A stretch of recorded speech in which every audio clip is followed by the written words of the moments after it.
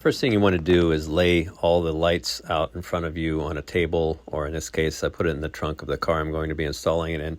You can see there's a counterclockwise and a clockwise. That refers to the spinning motion, and normally you probably want to have the counterclockwise on the left. You want to drill a 3/8 inch hole in the housing on both sides, as you can see here. Maybe drill a pilot hole first, a smaller pilot hole, make it easier. This seems to be the best location for these wires to pass through. So you want to feed the bullet connectors from the inboard light, which has your reverse light normally. And what we're doing here is these are the wires that connect to the regular tail lights, which is the outer ring. So they all need to work in conjunction. So that's why we need to connect both sides together so they both light up. So you see a white wire here that's eliminated in production, so don't worry about that. You're just going to have 3 wires, a black, red, and yellow wire.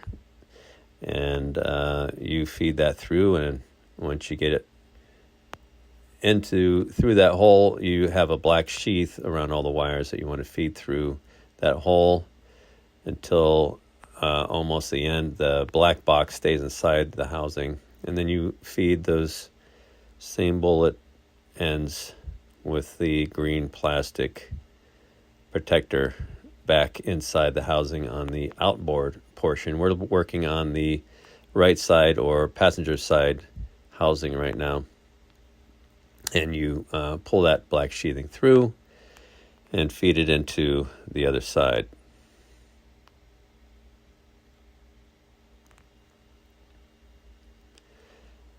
So you're only going to have the black sheathing on the outside, and the wires are going to be on the inside, loose, but we're going to connect those in a moment.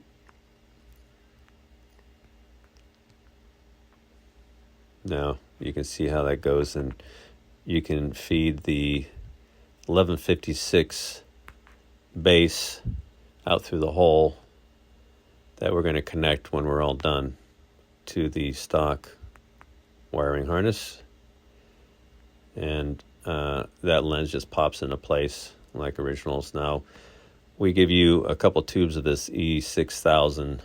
You can just open the tube with the other side of the cap, has a little protrusion on it that opens it. What we're doing here is applying a little bit of this E6000 glue to the corners of the box, because we don't want that box rattling around inside. So once we close everything up,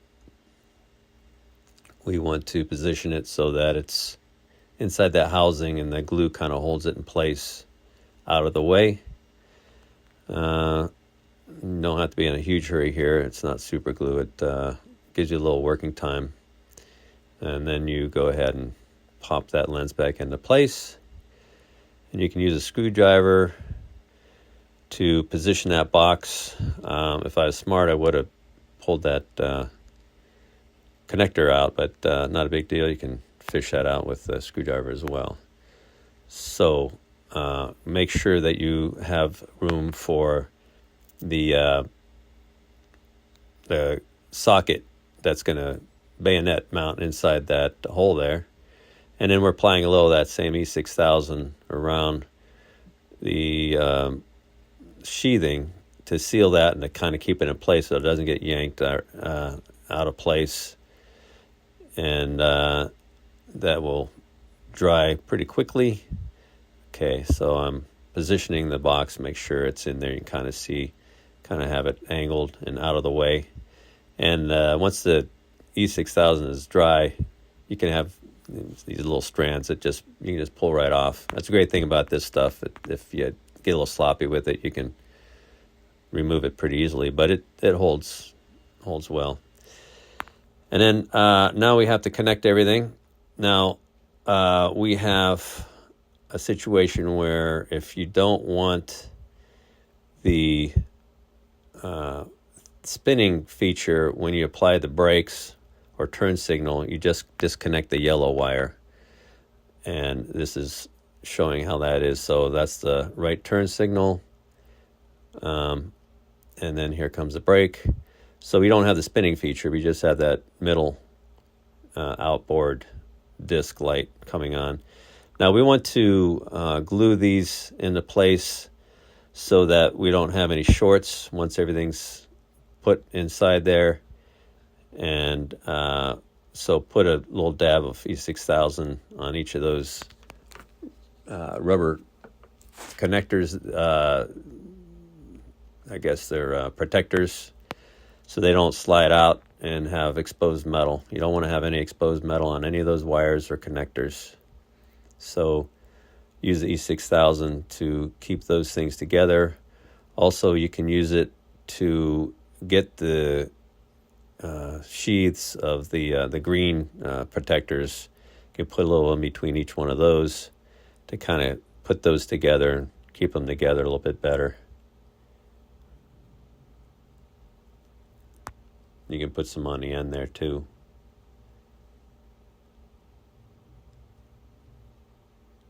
A little goes a long way.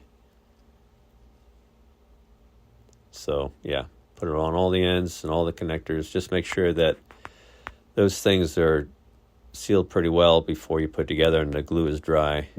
You don't want to put everything together until the glue is dry. Now that shows that connector, that's 1156, so that's just for the reverse light. That's all that's for. And that's the middle part. Some people like to order these with all red without a reverse light, and that certainly can be done, and then you don't really use that connector. Now we're going to put the other side together, and pretty much same kind of thing. We're going to put some glue. This is the one where we remove that yellow wire. If you have the yellow wire in there, then you're going to have the spinning feature happen on the outboard ring when you apply the brakes and when you apply the turn signal. So in this case, we're not going to use it, so we just capped it off and put some E6000 on there to keep the wire from being exposed, or that bullet connector. Okay. So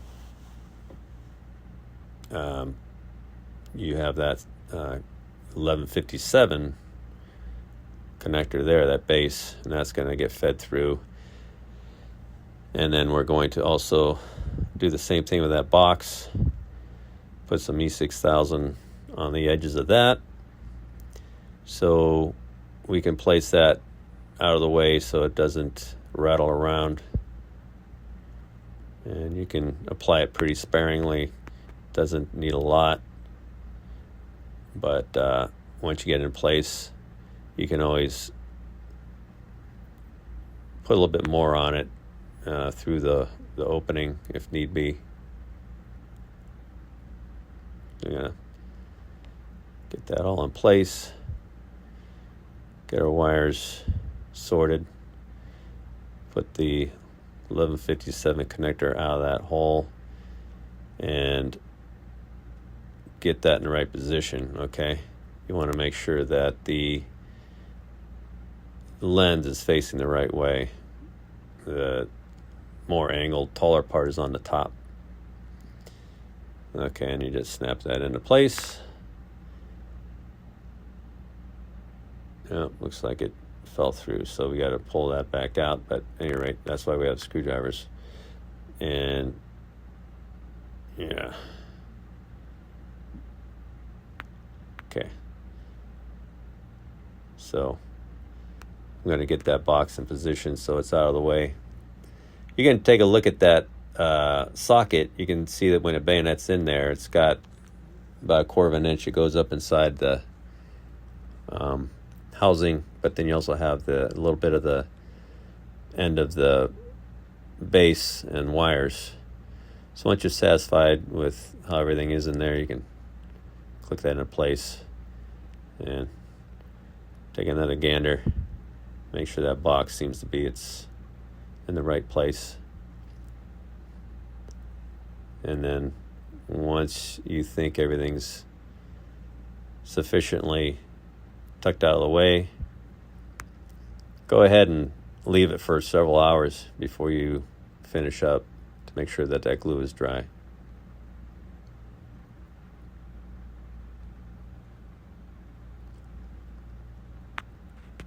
Once it is, then it's just a simple matter of plugging the bases into the sockets.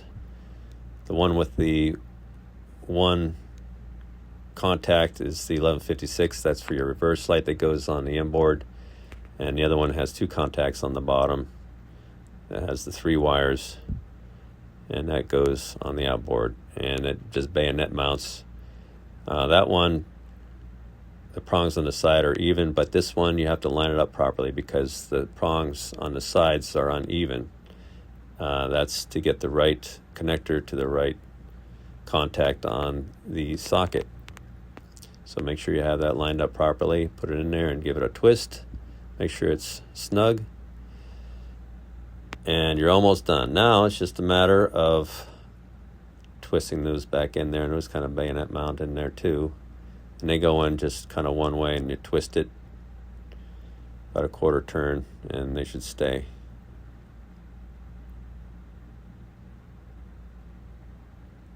Sometimes they're kind of tough to turn. There it is. All right, now you put your rings on if you don't have them on there already. If you have the optional trim rings, we're supplying them now where they're already glued on, so they should already be in place. But they only go on one way too, and you can see there's an angle to them. Angled up on the bottom, angled up on top. And once that's in place, you don't really need to glue it in place, but you put your rubber gaskets on there. And so you know the placement, there's a couple of tabs on those rubber gaskets that line up with slots on the housing. Now you're ready to screw the housings back on and you're all done. Now we'll show you how they function on the car. Go ahead and turn on the lights. You can see how they spin around with a clockwise and counterclockwise fashion, and then the outer portions just glow. Turn on a turn signal. Turn off the turn signal. Brakes. Brakes off. Alternatively, if you disconnect the yellow wire for the blinking feature, when you turn the turn signal on or the brake, the outside doesn't cycle through that spinning feature. And you can use these LEDs on stock lenses as well, as shown here. Here's the blinker. Now again, you can disconnect the spinning feature if you want.